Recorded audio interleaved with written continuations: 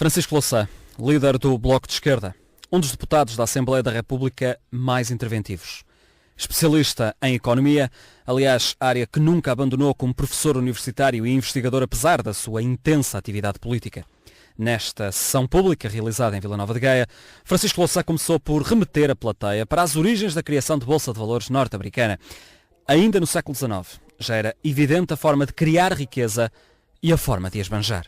Nós vamos enriquecer, diziam nesta altura, se trabalharmos todos. Nas fábricas, as fábricas a deitar fumo, os operários a martelar, todos ali amarrados ao trabalho.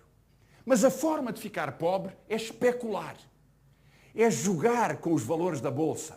E então está aqui uma multidão de gente excitadíssima, atrás de bolhas, de balões, que são os valores das bolsas das grandes empresas que naquela altura eram as empresas que prometiam valorizações da Bolsa. E enquanto o mercado fosse crescendo, não haveria qualquer problema. Isto até um célebre dia. A Terça-feira Negra de Wall Street, em 1929. Isto cresce, cresce, cresce e tem aqui uma queda extraordinária. Esta queda é o crash da Terça-feira Negra de 1929. Nessa altura a Bolsa caiu 50%. Há 2 semanas a Bolsa portuguesa caiu 50%. Inglesa, francesa, alemã, os Estados Unidos caiu um bocadinho menos, 40%. Portanto, na proporção, as bolsas dos países capitalistas mais desenvolvidos, Europa e Estados Unidos, tiveram uma queda paralela à de 1929. Quase um século depois, o ciclo bolsista repete-se. E o plano norte-americano para combater a crise, orçado em 700 mil milhões de dólares, representa apenas 1/3 daquilo que os países europeus já garantiram à sua banca, Portugal incluído, com garantias de 20 mil milhões de euros rapidamente promulgados, ao contrário do que é habitual no nosso país. E esta lei tem uma história engraçada, que aliás o Presidente da República fez questão de sublinhar. Dizia ele, batemos um recorde da velocidade das leis. Tem razão, tem razão. Esta lei foi apresentada terça-feira da semana passada. Foi agendada para quinta-feira. Na quinta-feira foi discutida e votada na generalidade e na especialidade. Na sexta-feira o Presidente recebeu-a de manhã e meia hora depois já a tinha assinado. E na terça-feira seguinte, o Diário da República, em edição especial, garante que a lei é publicada, ou seja, a lei é discutida, proposta, discutida, aprovada, assinada, promulgada, publicada em 7 dias. Não se pode dizer, mas merece uma boa salva de palmas. Isso é verdade. É extraordinário. O Bloco de Esquerda votou contra e considerou esta medida sem garantias para o Estado um autêntico roubo aos contribuintes. É o mesmo que dizer que o Estado empresta a juros baixos aos bancos para estes depois emprestarem a juros altos aos contribuintes. Ainda sobre a crise de 29, Francisco Louçã relembrou o tempo que esta demorou a ser ultrapassada. Só em 1954 é que a Bolsa atingiu o valor que tinha antes dessa Terça-feira Negra. Demorou 25 anos. Quem me vier dizer que estas crises e estas recessões se resolvem com um pacotaço financeiro está a deitar poeira para os olhos das pessoas. Porque, na realidade, é uma crise de sobreprodução, uma crise de falta de procura efetiva, uma crise de salários baixos, uma crise de desemprego, uma crise de reajustamento do sistema de capital no seu conjunto, que leva muito tempo a ser saneado. Ou seja, os tempos que se vizinham não são nada fáceis. Louçã lembrou ainda as consequências de uma crise tão tremenda como esta. O exemplo é novamente a crise de 1929 e a tragédia que se seguiu. Sabem que os anos 30 são os anos de nazismo na Europa e que levam à Segunda Guerra Mundial.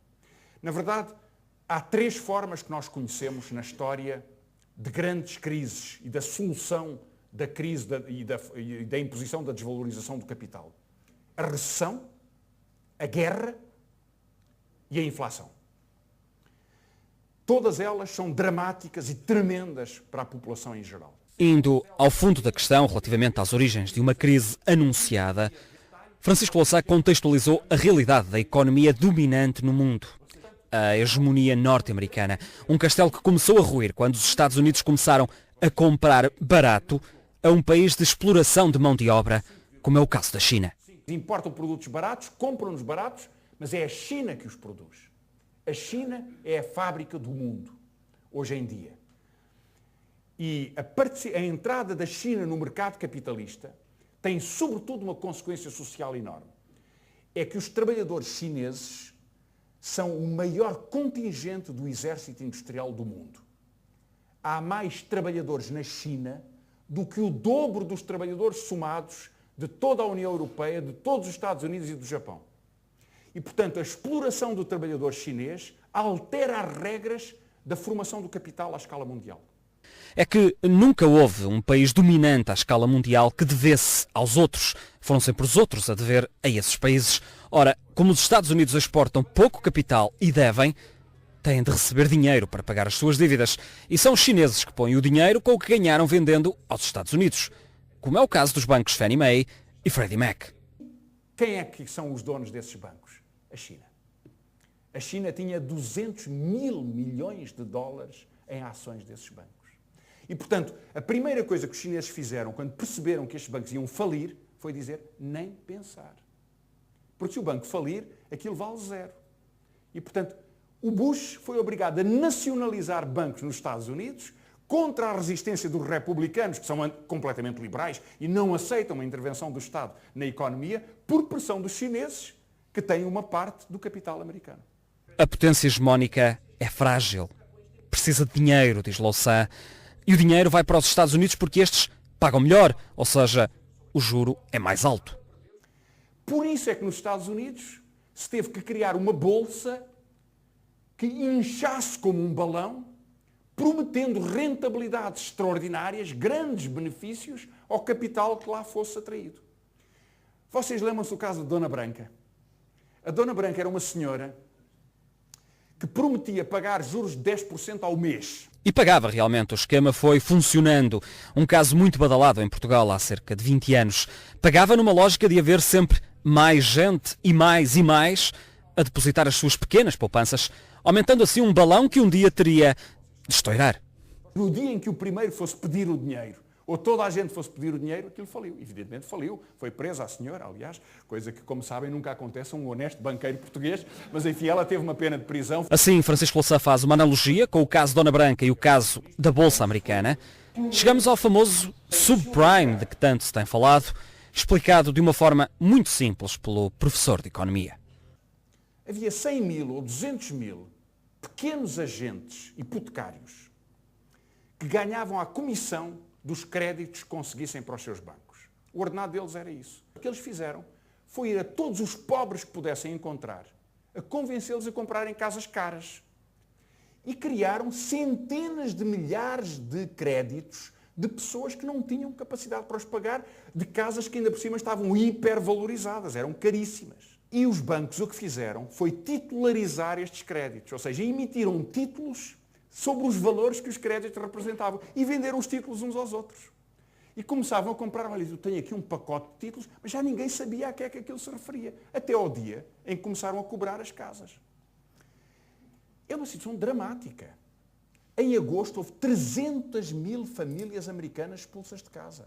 Estamos a falar de mais de 1 milhão de pessoas que ficaram sem casa. Francisco Louçã entende que enquanto os governos continuarem a financiar os prejuízos bolsistas, não sairemos desta crise. Uma crise que afeta as pessoas e vai afetar ainda mais, sobretudo com o desemprego. E apesar de toda a conjuntura económica internacional, Louçã não perdoa os erros de quem internamente governa o nosso país. O único responsável essencial que tomou as decisões erradas chama-se Governo José Sócrates. E deixa ainda a sua antevisão de como será a discussão política no próximo ano. O próximo ano a política é a economia. Ou seja, é a vida das pessoas. Uma autêntica aula de economia dada de forma tão apaixonada como cativante por um dos professores mais publicados e conceituados a nível internacional.